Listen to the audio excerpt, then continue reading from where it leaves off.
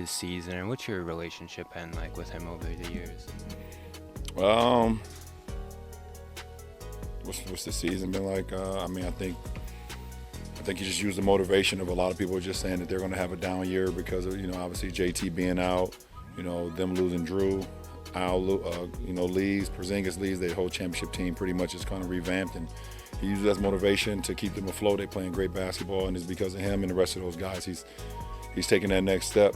Our relationship has been, pretty respectful.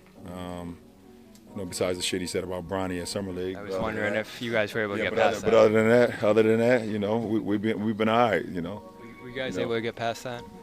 We'll be all right. We'll be all right. Yeah, we'll be all right. I think he went on social media and said something about it. It's all good, but Ronnie got a long way to go, but that's another story. So, but the kid, I mean, listen, JB is doing shit. He's playing great basketball, man, and you can't fault this. This whole MVP thing. I don't understand why his name is not getting talked about some as well. Like, nobody gave him a shot to start the season, and he's averaging 30? Yeah, just under 30. Yeah, it's a popularity contest sometimes, I tell you. You feel like he could beat? Last question. I mean, that's not for me. I'm gonna be honest. I don't know the criteria of MVP anymore. I kind of stopped giving a damn about it a long time ago. I got my own personal issues about it. So, yeah, these guys will tell you why. Yeah, I appreciate it. Just come out and play basketball. At the end of the day, like, it's a long season. We still got 28, 27 games left, however many games. So, just come with the same mentality as I have from day one. Don't let the praise or the warmth or the criticism make or break you. Just come out and be Jaylen Brown, who I am. I feel like I'm the best two-way player in the world. I play both ends of the court, night to night. I'm available, which is hard to do. I'm a leader. I help lead my team, empower my team to come out and play confidently, stuff that doesn't always show up on the analytics. And I'm a winner. I come out and try to win every single night. So I'm grateful. It's an honor to play the Celtics-Lakers rivalry. It's an honor for LeBron, who's arguably the best player to ever play the game, giving me some high praise. I'm just grateful. I wake up every morning grateful, humbled, in the position I'm able to be in, and I come out and put my best foot forward every single day. You guys got 3 technicals for arguing calls. At one point, you jumped and grabbed the net to try to explain what you saw on a Queta goaltend. What explanations did they give you on any of that stuff? And then also, did you feel like, complaining to the officials took you guys out of possessions at times tonight? There was maybe one possession. I don't, the first half, I thought we did a better job in the second half, despite my technical. They missed a blatant LeBron layup that was goaltended off the backboard, and Queta stuck his entire. I can't jump that high, so he stuck his entire hand through the rim, not just grabbed the net, but stuck it through the cylinder. So that's typically a goaltend. Not tonight, obviously, and they recognized that he did that, and they said that's not a goaltend. So I'll get some clarification on the rule of that, because honestly that's a great way to defend floaters. I thought JV elbowed Marcus in the face, and I didn't say anything disrespectful. He told me I got a tech because I clapped my hands. I just said offensive foul. Or offensive, I think I said over and over again. I did kind of walk by him, didn't turn around and say anything else. But he told me that it's an automatic tip when you clap, I guess, towards a ref.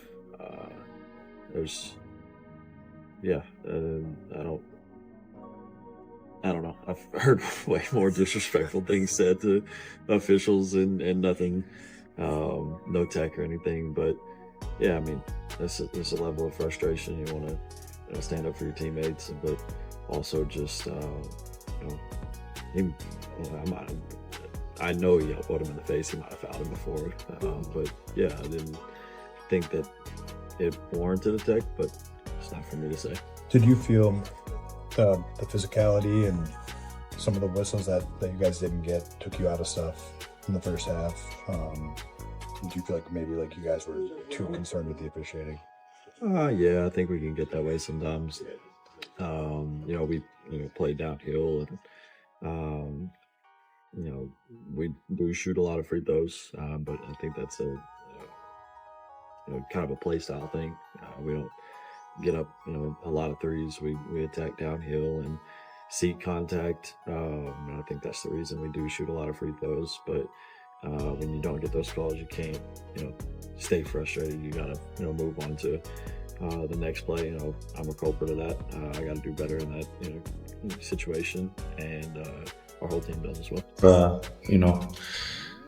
They were playing great defense, so we need to do better on offense. We scored 89 points. That's not like us. So we got to be better. And then, just what are some of the ideal ways to attack when they're playing in a deep drop like that, and really going hard with ball pressure on the perimeter? You just got to match the physicality on both ends. Especially in fancy event, you got to match the physicality like they play. Luka, how well do you know Hugo Gonzalez? Typically for them, we're very young. And what was it like playing against him tonight? Very special. Obviously he played in the same club as me, so very special. I wish him the best of luck. He's an amazing guy and amazing player, so I wish him the best. Luka, you guys picked up 3 technicals. I think in the first half, or after the goaltend wasn't called. Did you feel like some of the frustration with the referees played into maybe some of the offensive balls you guys went through? Maybe. I don't really know the answer to that question, but maybe for sure, So, you're surprised it wasn't me, huh? It's bad. In order for you guys to become a really good team like you want to be, at some point you're going to have to beat really good teams along the way. Are you still at a stage because of injuries and not having all that time together where it's focusing inward? Or, a result like today, is that going to hang on your guys' hearts a little heavier because it's one of the better teams games? I think, we need to look like, how teams like Boston play, especially in defensive end, they're very aggressive, we're having holds, so, our referees are letting us play, for sure, so we need to look a little bit at that and play physically, and that I say on both ends. Okay, with Lugo, is there anything that jumped out to you about his game and what he's been able to do this season? We all know he's very high effort player. He's all around the court. So like I say, it's only his first year. He still have time to learn, but I think he's going to be a very important piece in everything he plays for. Luka, it's only been a handful of games, but with yourself, LeBron, and Austin, you guys are such good offensive players, so dynamic. Just where do you think you guys are kind of in the progression of figuring out how to maximize what each of you guys do and complement each other and also still get your teammates involved? I think you see, we're not there yet. Like I say, we're working on it. But there should be big potential about us three playing together. Thanks, Luka. Thank you. Just like a repeat of it. Yeah, it was tough, James, because, there's a couple things you can point to. The Lakers only 18 assists as a team. Not a lot of good ball movement tonight. Obviously, a really low point total, especially in today's NBA. Credit the Boston defense. Yeah. That is an absolutely sweltering defense. I'm not choosing the right word, but it's going to get on you. It's going to make you sweat. It's going to make you work. And the bottom line is the Lakers just couldn't pull it off tonight, Ali. They've been doing pretty well offensively for a while. Tonight was not one of those nights. And Boston, last in the league in pace, James. So they want to slow the game down. They don't want any fast breaks, which the Lakers like to do. Yeah. Not a lot of easy fast break points at all for the Lakers tonight. All valid. All valid. This game to me wasn't about, stats and, rebounds and all that. All that is the norm. Mm-hmm. No heart. Weak. No heart, weak. And it's post All-Star, and we talked about what they needed to do before All-Star. I think they didn't achieve what they wanted to there. So now you get a break and they come back. Clipper game, okay. That was a tough game. They won. But tonight, this afternoon, was weak. It's the Boston Celtics. Okay, no Tatum. You're at home. you're in 5th place. You're trying to move up. You show really, to me, no respect for the uniform. Okay, when you come out and you get out rebounded, offensive rebound after offensive rebound, Pritchard, Jaylen Brown, you can sniff out weakness. Okay, when you do that, you can just dominate. That's what they did. Offensive rebounds, they've got to decide who they want to be. Because right now, I'm not sure. They're a good team. I'm not taking that away from them. They're a good team. They got a lot of offensive power. But until they decide, I'm a little biased because it's the Celtics. Right. And it was Pat Riley's, a statue unveiling it too. Just to come out like that at home with it was just tough to watch. And as I drove back, listened to John Ireland on the radio on the way in, it just got worse. Mm-hmm. Big game. We talked about it in the pregame show about how maybe players in the moment, they're not going to acknowledge that this is a measuring stick game. Mm-hmm. But you kind of make a point where, you're up against the number 2 team in the East who has been playing very well. 7 or 8 games, I think they won. Coming into a season they called the gap year. Not a lot of expectations because of that without Jason Tatum. But you look at the way, to your point, of the heart, the hustle, the energy, the effort, et cetera, right? You got 26 games left on the season. You look at this one. Only 3 of their 22 losses on the season have been below 10 points. What are you kind of thinking right now of what can be achieved, what needs to be accomplished during this sprint and this stretch run to the finish line when you look at a game like this and where you need to get to if you want to make noise in the postseason? Yeah, they almost put, us or me in a position where I don't know. Because we've been waiting and we've seen potential. They're good in the clutch. Last 3 or 4 minutes, the defense is good. So they get leads. So why can't they hang on to those leads? But they really got to show some collective pissed off, collectively. They got to have a meeting where, who are we? We are not meeting force with force. Until they decide, Allie, that they're going to defend and not give up offensive rebounds and not get outworked and out-muscled. Jaylen Brown and Pritchard, they felt it. They just said, look, we know they're not a little soft today. And so that's where we stand. If they don't decide to turn around, if Rui and Ayton and these guys don't decide that they're going to be enforcers and change the narrative, then this is what we're going to get. Unfortunately. When you look at the Celtics, though, a lot of contributions. You mentioned Jaylen Brown. You mentioned Peyton Pritchard. Obviously, Jaylen Brown coming off his 6th career triple-double the other night against the Warriors. He had 32, 8, and 7 tonight. Peyton Pritchard, he's been better off the bench this season. He is in his sweet spot than he has been as a starter. He puts up a 30 ball himself, 4 boards, 8 assists, 6 of 9 from deep. But to your point, the mentality was just different. Yeah. And who's I'm sorry, not Vujicic, but the other center, Nato? Queta. Yeah. Yep. What is it, 12, 14 rebounds, just offensive rebounds after rebound and just getting pushed around. That's what pisses me off the most, when you're getting pushed around and then when, as a player, when you kind of know you're defeated, I've done this before, when I've known I've defeated, you start to complain. Mm-hmm. Then you start to, bitch and moan and start looking at the referees. And meanwhile, Boston, they see that. So the Lakers got to decide, they got to decide, we've been waiting long enough. They're healthy. Mm-hmm. Even without, being healthy, they got to decide who they are. Boston's won a championship. They don't have Tatum. They made some trades, but they still have that championship, stepping up. And so they stepped up and just pushed, and taunted and did whatever they wanted to do to the Lakers. So they got to decide. The Lakers got caught. They got caught in that spot where threes not falling, shots not falling, Boston's just pushing you around. Now you're going to start complaining, which really, takes you away from what you're supposed to be doing.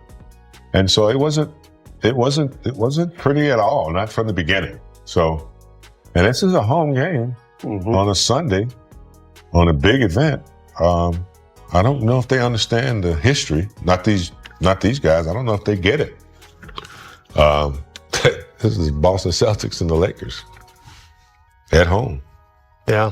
They got to figure it out. Not only for Boston, they got to figure it out for the next few games, the next schedule coming up, because everybody else is watching. And if they're getting the same,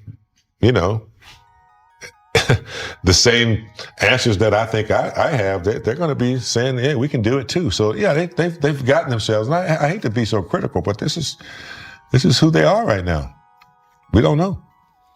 Yeah, James. I mean, Pat Riley said before the game in his speech before his trophy presentation, which turned out to be the best hour plus of the afternoon, that's for sure. He said, hey, when it comes time to kick some ass, you do it. Mm-hmm. And now we're still about a week away from March.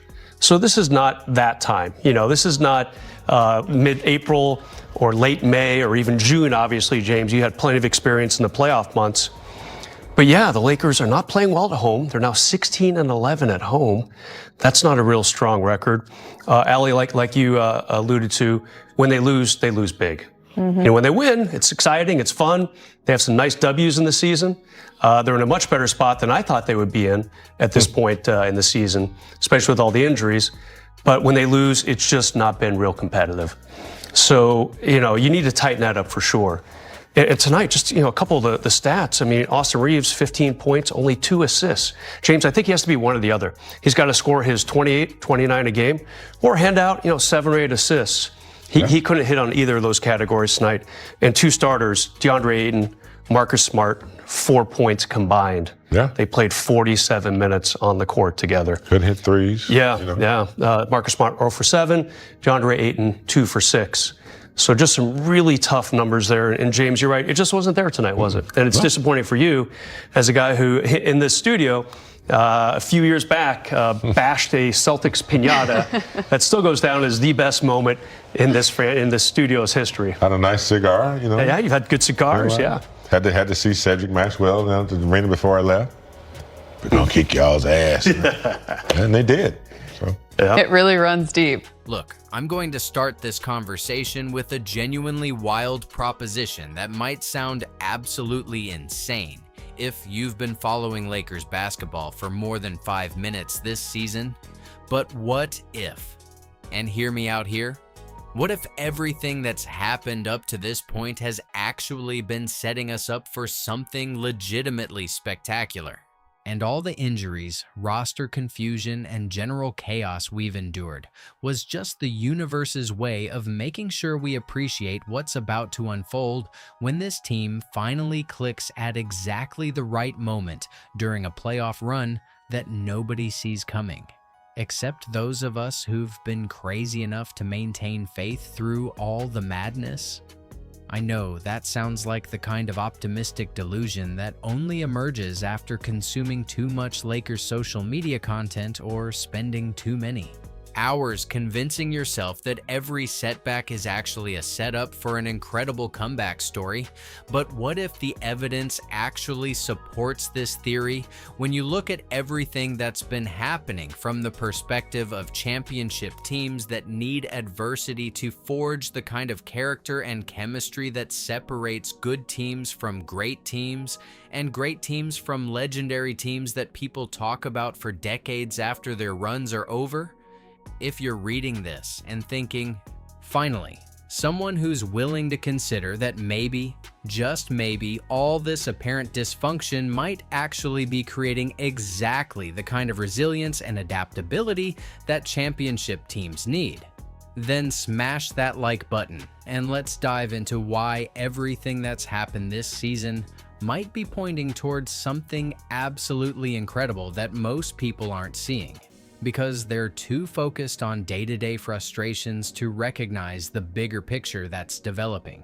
Let me start with what might be the most encouraging development we've seen all season, which is that after months of injury reports that look like they were written by someone who specialized in creative writing rather than medical documentation, we finally have a completely healthy roster with all our key players available simultaneously. And isn't it fascinating that this happened right as we're entering the most important stretch of the season, when teams typically separate themselves from pretenders and establish their championship credentials? The timing feels almost too perfect to be coincidental, doesn't it? Like, maybe all those injuries forced our players to develop deeper understanding of their bodies, more appreciation for team chemistry, and better habits around preparation and recovery that will actually make them stronger and more sustainable during the playoffs, when every possession matters, and teams that haven't dealt with adversity tend to fold under pressure, while teams that have been tested find ways to elevate their performance when it matters most. Luka Doncic, LeBron James, and Austin Reeves being healthy at the same time creates possibilities that we haven't even had the chance to explore yet. And when you think about it objectively, isn't it remarkable that we're still positioned as well as we are in the standings despite playing most of the season without our 3 best players on the court together? That suggests a ceiling that nobody's really calculated yet, because we haven't had enough sample size to understand what this team looks like when everything's working properly. And speaking of things working properly, can we talk about how absolutely gorgeous that offensive performance was against the Clippers when everyone was finally available and clicking together? Because watching Luka drop 38 points and 11 assists, while Austin Reeves contributed 29 points, and LeBron orchestrated everything with the kind of basketball IQ that makes you remember why he's considered one of the greatest players ever, was the kind of thing that makes you wonder why anyone ever doubted that this combination could work beautifully when given the opportunity to develop chemistry and timing. The fact that they shot 52% from the field and 55% from three-point range while moving the ball with genuine unselfishness suggests that when this group gets comfortable with each other, they might be capable of offensive performances that could overwhelm even elite defensive teams. And I believe what we saw against the Clippers was just a preview of what's possible when everyone's healthy and confident and understanding their roles within the system. But what makes me even more optimistic is the tactical adjustment that JJ Redick made by inserting Marcus Smart into the starting lineup. Because doesn't it feel like he's been waiting for exactly the right moment to make this change? And now that everyone's healthy, he can implement the defensive identity that this team needs without worrying about disrupting chemistry or forcing players into uncomfortable situations due to injury limitations. Smart's impact in that first quarter when they scored 41 points wasn't just about his individual contributions, but about how his presence allowed everyone else to play their natural positions and focus on their strengths rather than trying to compensate for missing pieces. And when you think about it that way, couldn't this lineup change be the catalyst that unlocks all the potential we've been waiting to see from this group? The energy and communication that Smart brings creates a ripple effect that makes everyone else better on both ends of the floor.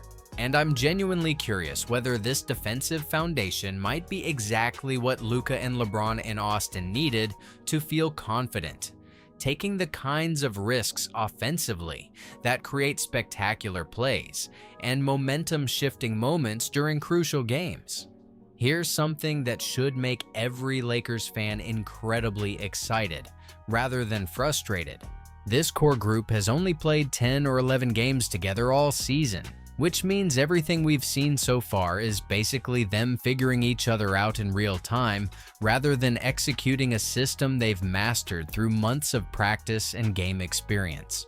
Doesn't that suggest that their ceiling is actually much higher than what we've witnessed so far, and that the remaining games represent an opportunity to discover combinations and approaches that could make them genuinely dangerous by playoff time?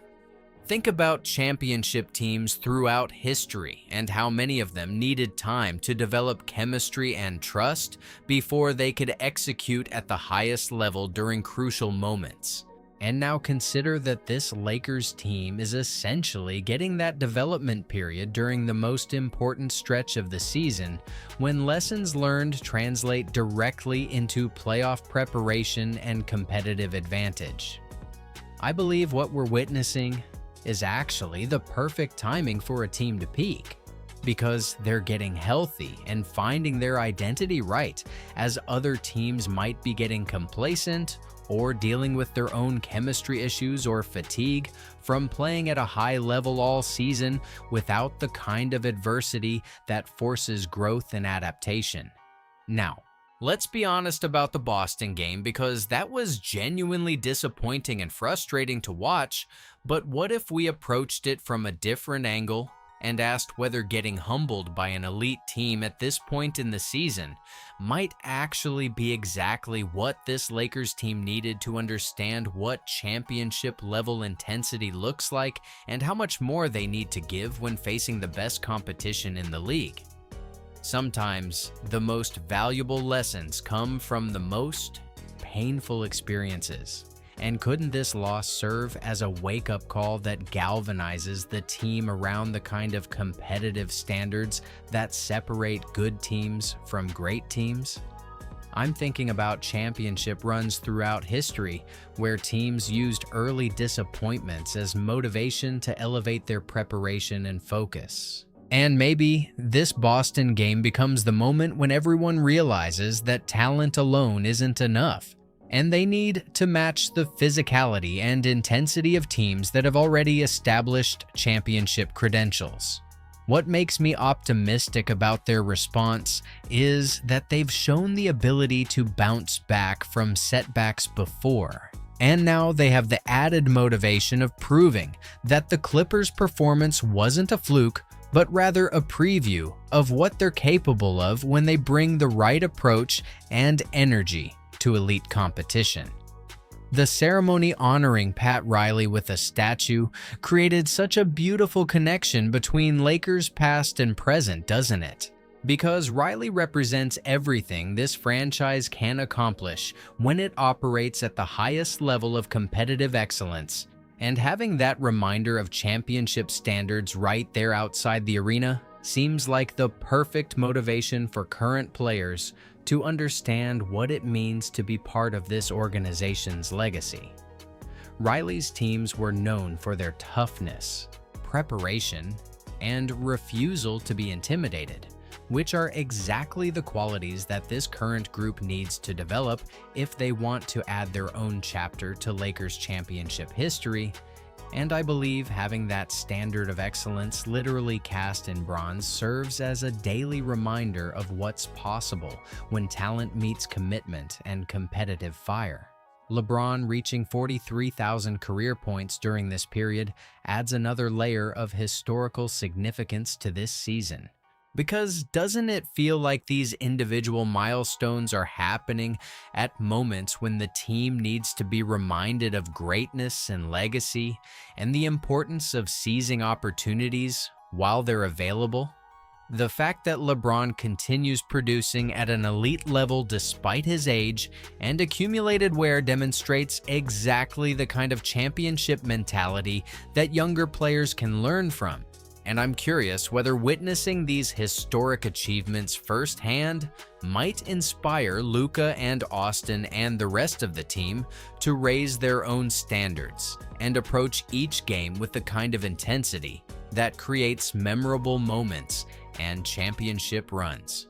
LeBron's longevity and sustained excellence also provides this team with a unique advantage that most franchises never get, which is having a player who understands what it takes to win at the highest level and can guide younger players through the challenges and pressure that come with championship pursuits. And thinking about it that way, couldn't his experience be exactly what this group needs to navigate whatever obstacles they encounter during a playoff run?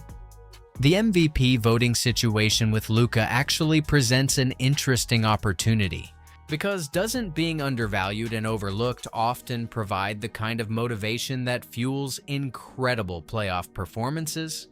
Some of the most memorable championship runs in NBA history came from players who felt they had something to prove after being dismissed or underrated by media and fans. And I believe Luka's current position in MVP discussions might actually work in the Lakers' favor if it provides additional motivation for him to elevate his performance when games matter most. The fact that he's putting up elite numbers despite all the team's injury issues and chemistry challenges suggests that when everything clicks together, his individual performance could reach even higher levels that silence critics and establish him as one of the league's premier playoff performers. And wouldn't that kind of breakthrough moment be exactly what the Lakers need to make a deep postseason run? What excites me about the South Bay Lakers situation with Kyler Kelly leaving and Malik Williams arriving is that it demonstrates organizational depth and commitment to maintaining competitive standards, even in developmental systems. Because doesn't it show that the Lakers are thinking beyond just this season and building infrastructure that could provide valuable contributors in the future? Williams' early performances with solid scoring and three-point shooting suggest that the organization knows how to identify and develop talent that fits their system. And I'm genuinely curious whether his progression could eventually provide the kind of front-court depth that championship teams need during long playoff runs when injuries and foul trouble create opportunities for unexpected contributors. The buyout market and potential additions like Johnny Juzang represent opportunities to add proven college performers and specific skill sets that could address remaining roster needs. And isn't it encouraging that the Lakers have options and flexibility to make improvements if they identify areas where additional help could make a meaningful difference?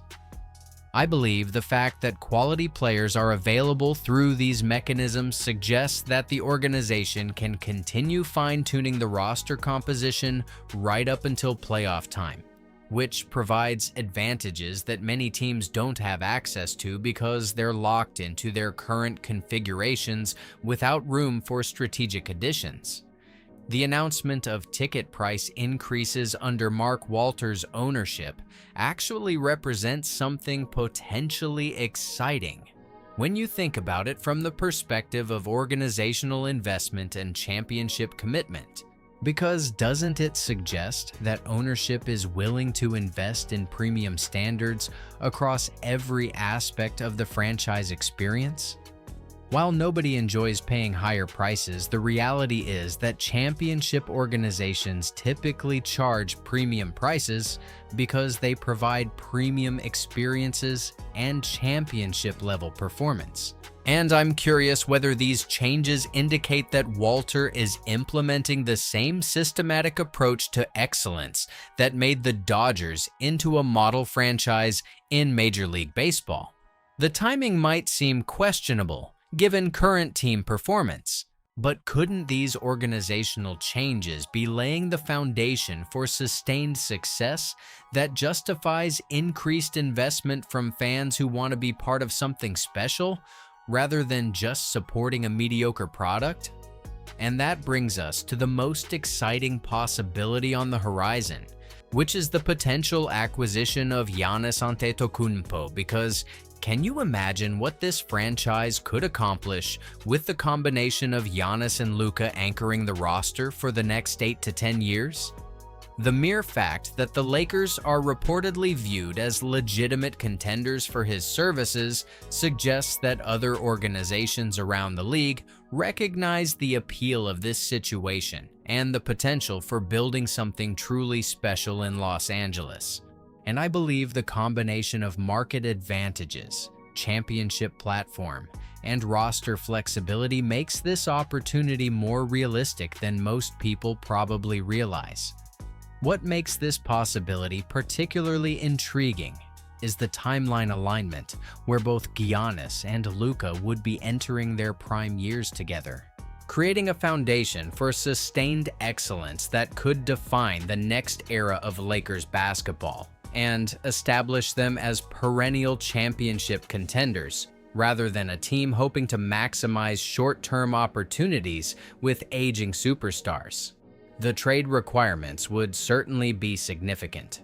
But couldn't acquiring a player of Giannis's caliber represent exactly the kind of franchise-altering move that separates great organizations from good organizations? And wouldn't the combination of his defensive impact and physical dominance with Luka's offensive brilliance create matchup problems that very few teams could solve effectively?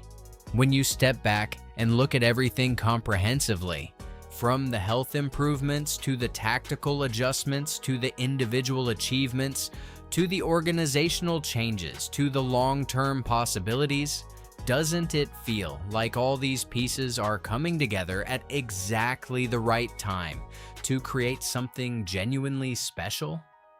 I believe what we're witnessing is the foundation being laid for a championship run that could exceed everyone's expectations, because this team is developing resilience, chemistry, and competitive hunger through adversity rather than having everything handed to them. And those are exactly the qualities that separate teams that win championships from teams that just have talent but can't execute when pressure intensifies. The remaining games represent an incredible opportunity to build momentum, establish identity, and create the kind of confidence that championship teams carry into playoff environments where experience and mental toughness often matter more than pure talent. And I'm genuinely excited to see whether this Lakers team can transform all their potential into the kind of sustained excellence that makes seasons legendary rather than just successful.